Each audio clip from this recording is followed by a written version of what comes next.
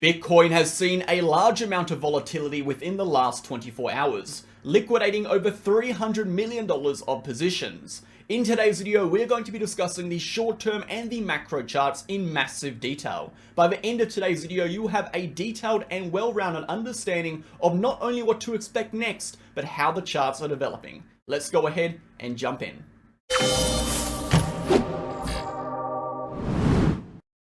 Okay, MegaWhale team, welcome back to the channel, guys. Thank you so much for tuning in. I hope everyone is having a fantastic day and fantastic end to your week.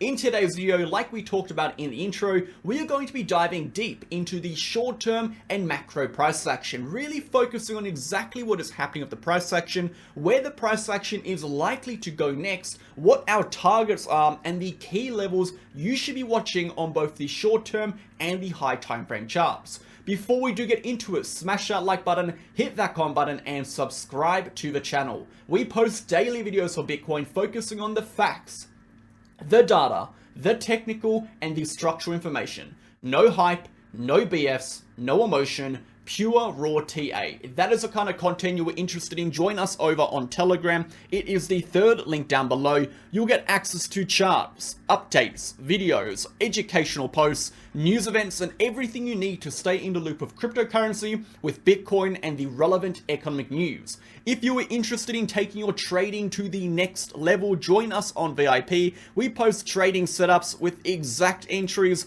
exact targets, exact stop losses, trade justification, exclusive analysis, and so much more. You will also get access to our group chats, our general chat, our trading chart and education chat, our news, our daily video, our help, and our community trade setup chat. If you're interested in access to all of that, contact us in the pinned comment of the free channel. You can click my name to contact me, or click these links to find out our trading track record and more information about the VIP. Let's go ahead, guys, and jump into the video. So starting on that market data, like we said in the intro, quite a large amount of liquidations, over 300 million in long liquidations, as Bitcoin saw a short-term correction to retest the prior all-time high at 69,000. We'll come back and discuss that in a moment.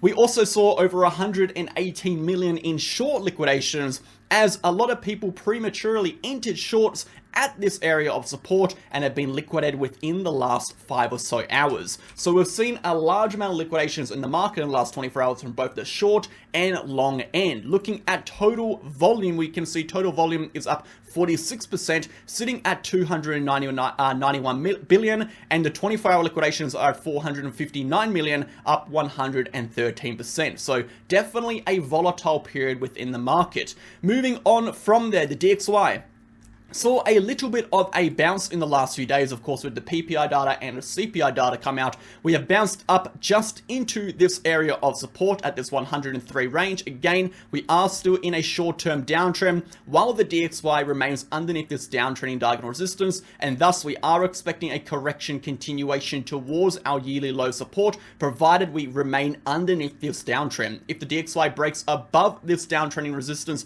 that is when the short-term trend will flip, and the probabilities now increase for a continuation upwards, as opposed to the expected directional move, which is a continuation downwards. So expect down. As of right now, the DXY breaks that trend line. We then expect a continuation upward. Moving over to the S&P 500.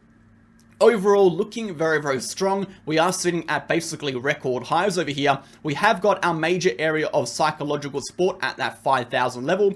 This, of course, is not only a psychological support, but is a high time frame trigger level, meaning if we lose this $5,000 level, we'll be looking for a correction on the higher time frame back into retesting that prior all-time high.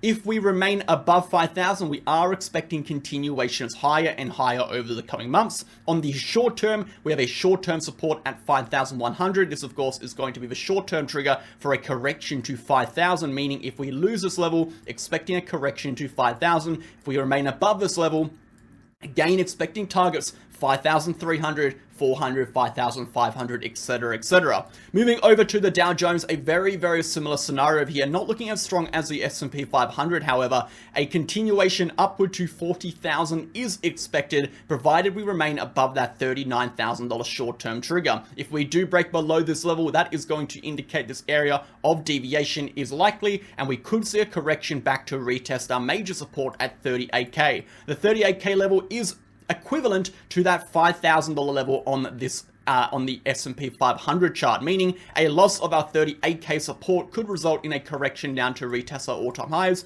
However, although these scenarios are possible, while we remain above the short-term trigger, which is sitting at 39K, and more specifically 38K, the overall macro direction is still upward, and that is the most important thing. It is context, it is high time frame trend that you're really focusing on. So enough about all that, guys. We have a lot to discuss today. We are jumping over to the short term, discussing in massive detail exactly what the price action is doing from a technical perspective. Are we still seeing strength develop? Is the trend still bullish? What are we going to be doing with Bitcoin, if Bitcoin continues higher? Where are we looking for targets? What will we be looking for corrections or continuation downwards? We'll also be going over the key levels of structural support and structural resistance that we will be challenging over the next coming weeks. And we'll be jumping over to the daily chart, going over the retest of 69K, where Bitcoin could go on the higher time frame, and finishing up on the total cryptocurrency market cap and even the 4-year cycle. So we have a lot to discuss. We'll go ahead and jump in. A quick word from Bitget and BingX before we do.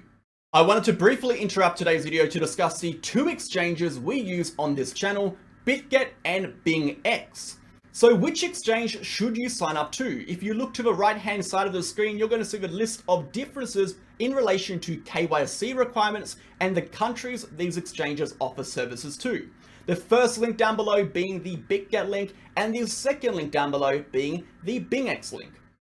No matter which link you sign up to, you're going to get up to 15% discounts on your trading fees, up to $5,000 in trading rewards, and of course, you'll get access to every single MegaWhale exclusive bonus campaign we run on these exchanges.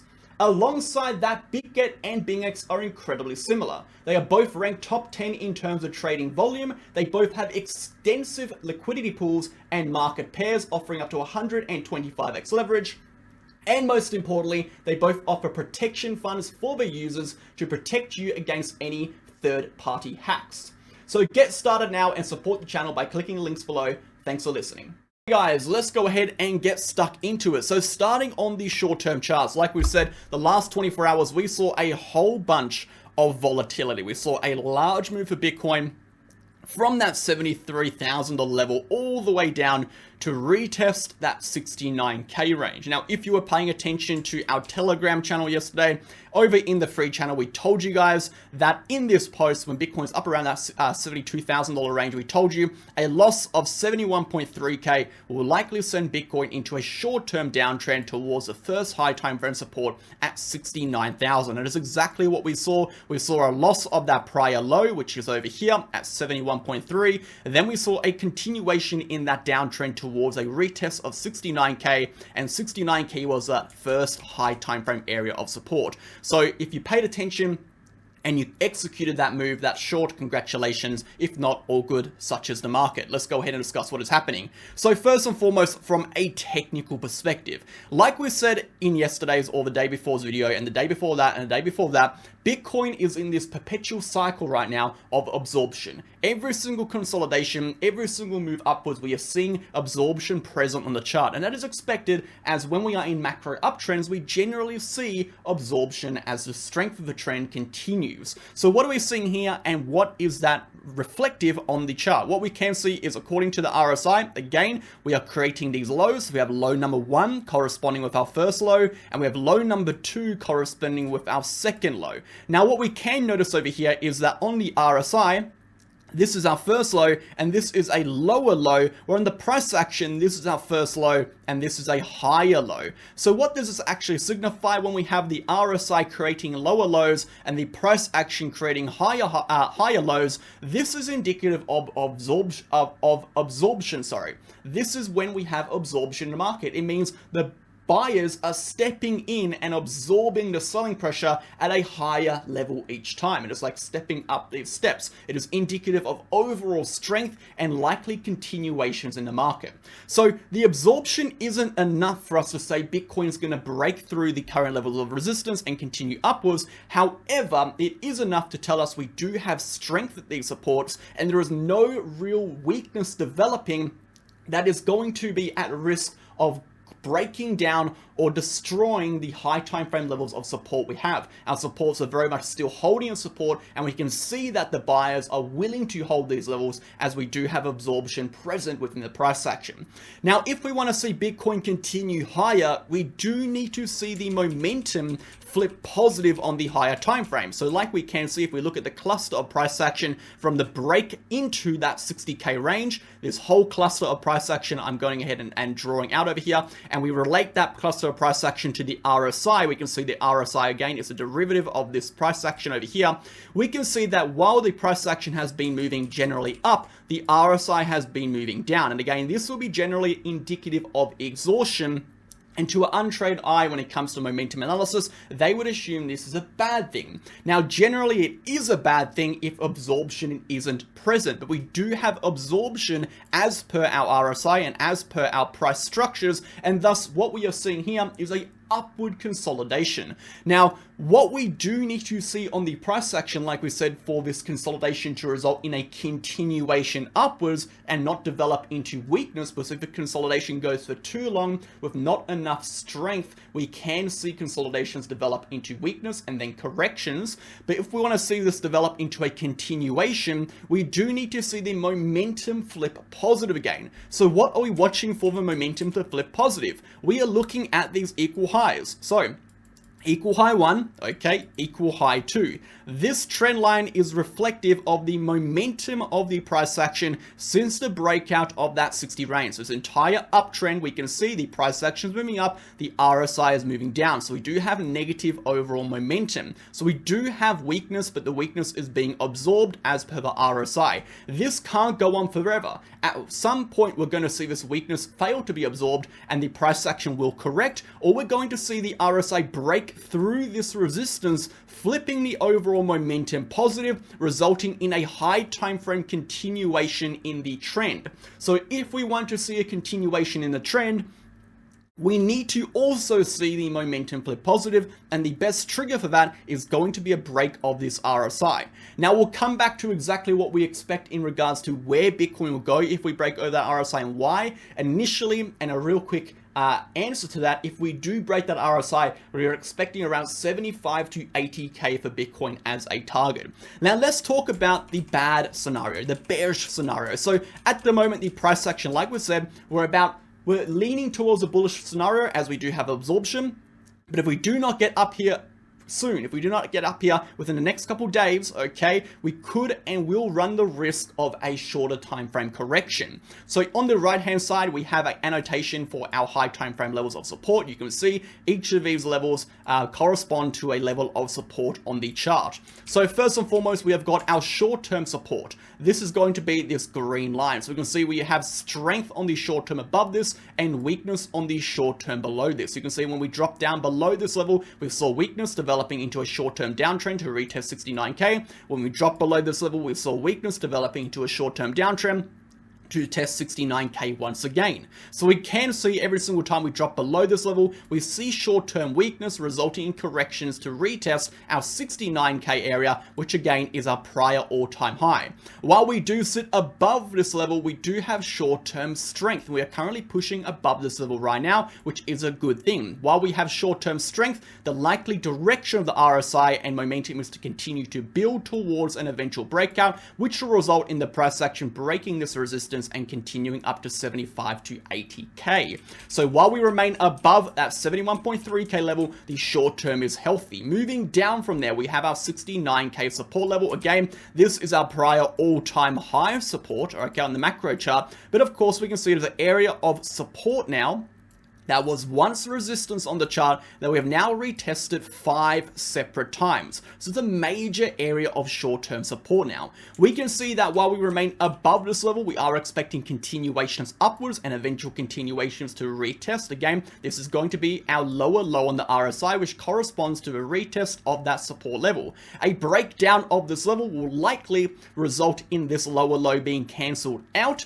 would result in absorption being lost, and could result in a correction to fill the gap on the VIPV to retest the 66k support, which is our mid-level of support between our 69 and 61 high time frame level. So taking us down over here, if we lose this local low at 69k or 68.5k specifically, we could see and most likely will see a retest of 66k.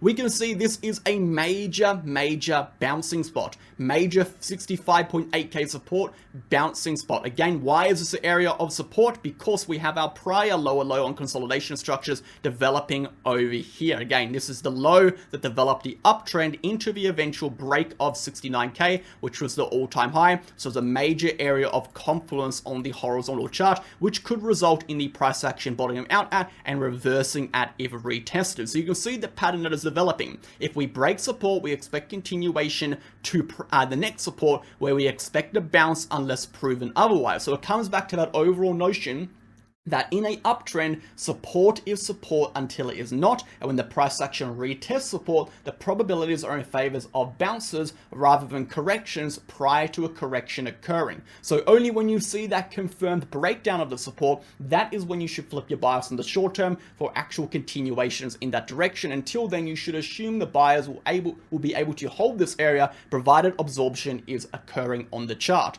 So if worst case scenario, we lose 5.8, we then expect a correction down to 60, and again, it is very unlikely we break below 60, but again, that is going to be a bouncing position. We'll talk about what happens beyond that point another day, because I think, again, it is very unlikely we come down to this level in the short term. Worst case scenario, we break below 69k, we retest here, and then we have a few days until we break any lower if it does happen. So it gives us time to talk and assess the charts in more detail when that does develop. So that is a short-term price action, guys, in massive detail. Exactly what you should be watching out for continuations upwards, exactly what you should be watching out for corrections lower, the key levels on the chart you should be paying attention to from a technical and a structural perspective. So let's now move over to the daily chart. And you can see here, this is the 3-day chart. We have got our Bitcoin price action. We are steadily holding above that prior all-time high at 69k, having retested again within the last 24 hours. You can see here our key levels of support. This, of course, is going to be that 60k area of support, which we discussed on the short-term chart just over here. And we talked about why this area is a major high time frame support and major reversal point, because if we lose this level, we run the risk, of correcting to 52k. Now, I don't think that is likely. I think it is very unlikely we do that. I would say almost, like a very small percent chance. I'm not even thinking about that scenario right now because I think it's super unlikely. But if we were to lose 60k, and that's a big if, that would be a possible scenario. So we can see how this area is a major area of high time frame support, because a loss of that level would result in a major high time frame reversal. So let's talk about targets. And we talked about 75 to 80k. So let's discuss why we mentioned 75 to 80k.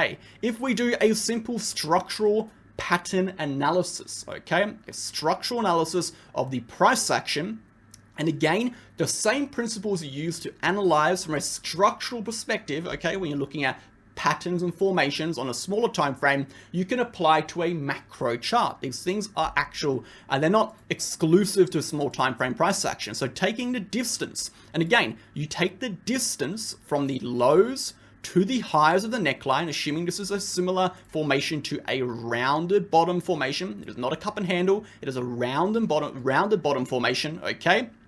We apply that distance to the point of which we break out. So the neckline of resistance, we can see the breakout point is sitting here at 48,000. Why 48,000? 48,000 is the dead cat bounce high of the macro chart. Again, the highest point reached after the initial low, okay? The first low after the all-time high, the highest point reached. This is the phase where everyone's optimistic for a continuation upwards. We're just in a dip before we go higher, but in reality, it is the bear market. That is the dead cat bounce high. high, okay? That is the point of which we take that breakout from. According to that, the measured move, okay, takes us to a price range of $80,000. And that is what we talked about in the short term. If we see a break of this RSI, if we see a continuation in this consolidation phase, this upward consolidation results in a continuation, we would be expecting the target to be 80,000 as per our structural analysis. Now, if we go a step further and assume this entire structure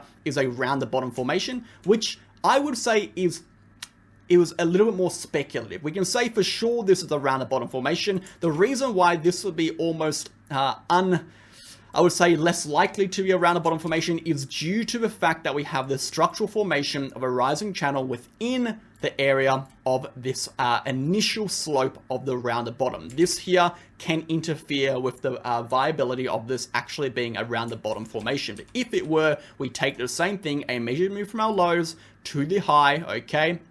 Apply that to the breakout point. This could give us a bull run target of around 122,000. Again, I think this is a realistic target for the bull run. I'm seeing a lot of people saying 500,000, $1 million, $400,000. All these targets are ridiculous, okay? They're absolutely wild. There is absolutely nothing besides speculation that can suggest that these targets are viable. At least from a structural perspective, this target is viable. We've gone over the ratio analysis in terms of the different market caps between altcoins and Bitcoins inverted to future periods based on the halving event, based on where Bitcoin is likely to go. It still takes us to this 120 to 140K range. And we'll get into that another time. But all in all, guys, when you start to hear these ridiculous targets, 500,000, 400,000, you have to remember, these crazy high targets are akin to the same type of low targets we were seeing when we reached these low levels. People were calling for $3,000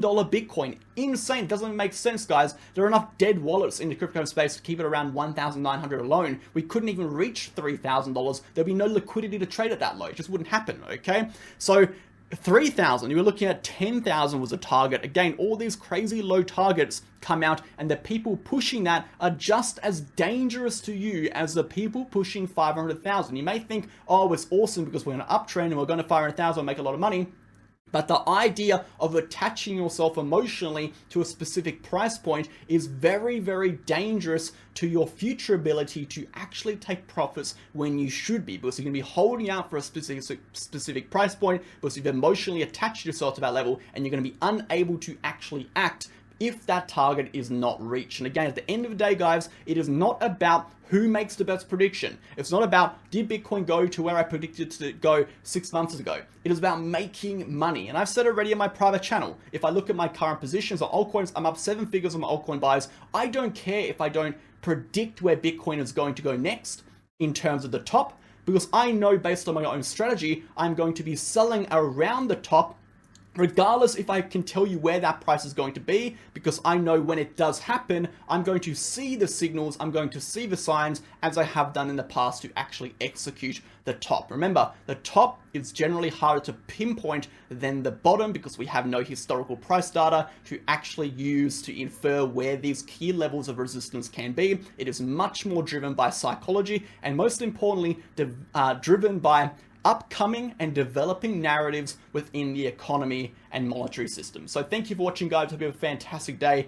Keep level-headed, focus on the now, focus on the current levels. Do not get bear market PTSD and think you need to short every single dip. If the dip is showing strength and absorption, you shouldn't be shorting it. In fact, you should be buying the dip, okay? When you see these corrections develop into support, and you see there is strength behind it, and you can see the buyers are reciprocating that correction, you shouldn't assume we're going to go lower until the area of support is validated to break down. If it hasn't been validated to break down, there is absolutely no reason to assume it will. In fact, if you assume it will, you are betting against the likely scenario. And again, trading is a game of probabilities. If you bet against the likely scenario more times than you don't, you will lose more times than you win. Thank you for watching. See you in the next one. Cheers. Have a good day. Bye.